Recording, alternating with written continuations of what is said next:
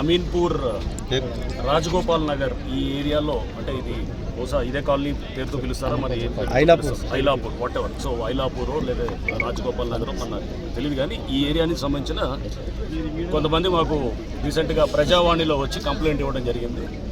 ఇక్కడ వాళ్ళు తీసుకున్నటువంటి ప్లాట్స్ 1980s అప్పుడు 40 ఏళ్ల క్రితం తీసుకున్నటువంటి ప్లాట్స్ని కబ్జా చేసి ఇక్కడ ఇది కొంత చిన్న ఉన్నటువంటి అంటే అంబిగ్యూటీ, దాంట్లో కొంత గ్యాప్ ఏదైతే ఇది గవర్నమెంట్ ల్యాండ్ అని క్లెయిమ్ చేస్తుంటే, ఇంతకుముందు గతంలో ఎప్పుడో 80లో ప్లాట్లు వేసిన వాళ్ళు ప్లాట్లు మాయ అని చెప్పి వాళ్ళు క్లెయిమ్ చేస్తున్న దీంట్లో ఈ సందిగ్ధత జరుగుతున్న క్రమంలో వేరే ఒక అతను ఎవరో వాళ్ళు ఇచ్చిన కంప్లైంట్ ప్రకారము ఒక ముఖ్యమని ఇక్కడ అడ్వకేట్గా ఉన్నారు, ఆయన వచ్చేసి ఇక్కడ ఆయన కబ్జా చేసి చేస్తున్నారని చెప్పేసి కొంతమందిని ఇక్కడ ముందు పెట్టేసి, అంటే స్థానికంగా కొంతమంది ఎస్టీస్ని వాళ్ళు ముందు పెట్టేసి చేస్తున్నారని చెప్పేసి, దీంట్లో చాలామంది ఇప్పుడు లేఅవుట్ కొన్నవాళ్ళు మేము కూడా ఎస్సీలు ఉన్నాము, ఎస్టీలు ఉన్నాము, బీసీలు ఉన్నాం, మేము కూడా అంత పేదవాళ్ళు ఉన్నాం.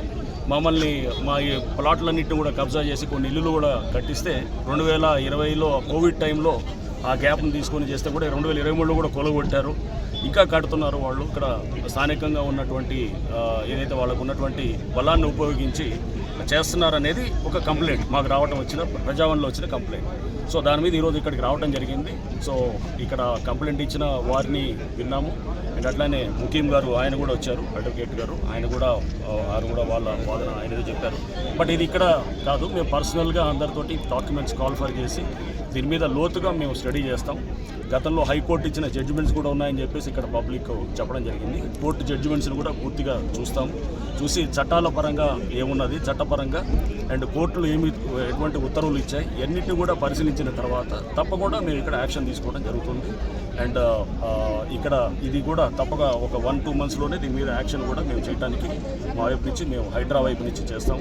అండ్ ఇక్కడ బెదిరిస్తున్నారు అని చెప్పేసి ఆ కంప్లైంట్ ఉన్నాయి. అటువంటి దాన్ని తప్పకుండా హైడ్రా చాలా తీవ్రంగా తీసుకుంటూ ఉంటుంది. అండ్ ఎవరైనా కనుక ఇక్కడ బెదిరించి లేకపోతే కబ్జాలు చేయాలని చూసి దీంట్లో, ఎందుకంటే ఈ లేఅవుట్స్లో లేకపోతే పంచాయతీ లేఅవుట్ అయి ఉండొచ్చు, లేకపోతే అన్అప్రూవ్డ్ లేఅవుట్ అయి ఉండొచ్చు, ఏ లేఅవుట్ ఎట్లాంటిదైనా కానీ కూడా దాంట్లో ఉన్న భూములు, ఓపెన్ స్పేసెస్, పార్క్స్, రోడ్స్ అన్నీ కూడా ప్రభుత్వ స్థలాలు అవుతాయి అన్నమాట. అవన్నీ పబ్లిక్ ఆస్తులు అవుతాయి.